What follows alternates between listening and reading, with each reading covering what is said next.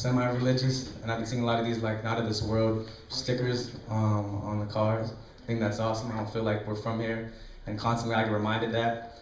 So I wrote this poem.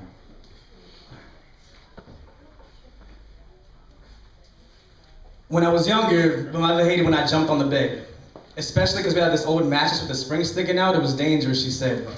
But I remember being 6 years old and her walking in mid-jump, and she said something like, "If you don't stop jumping on the fucking bed, one day you're gonna jump so high you're gonna get stuck."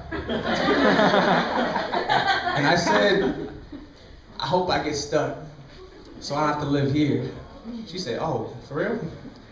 You don't want to live here? Then leave."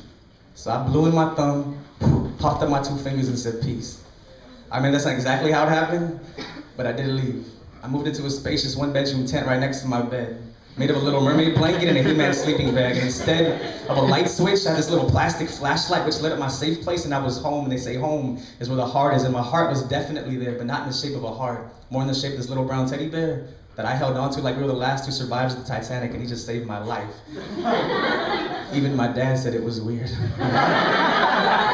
But looking back on it now, I started looking deeper at how at 6 years old, me moving into a tent was like running away. Me jumping on the bed knowing I might get stuck was the way a 6-year-old poet would pray. That he would not only jump high enough to get stuck, but maybe God would catch him and hold him there because he knew he didn't belong here. And the teddy bear was, well, just a teddy bear. But the main reason I would jump as high as I could because I didn't want to leave him here. And we all have a teddy bear somewhere down here, a little piece of earth that's stopping us from seeing our heaven. And 2 decades later, we still don't feel I belong. So randomly, you'll catch me jumping as high as I can at bus stops or grocery stores or in the middle of my lawn. And sometimes I take it back old school when no one's at home. I'll jump on my own bed for old time's sake or for good luck.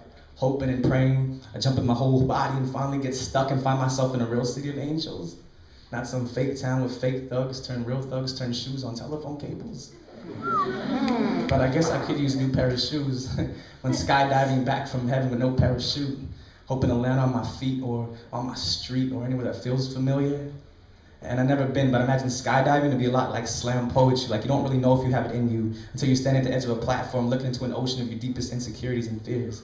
And like skydiving, this shit isn't made for everybody, it's clear, but you don't have to triple dog dare me, dog. I've never been afraid to jump or fall. I've never been afraid of danger, so I close my eyes and I leap 3 minutes at a time, hoping to convince perfect strangers that I really do belong here. Yeah. Wow.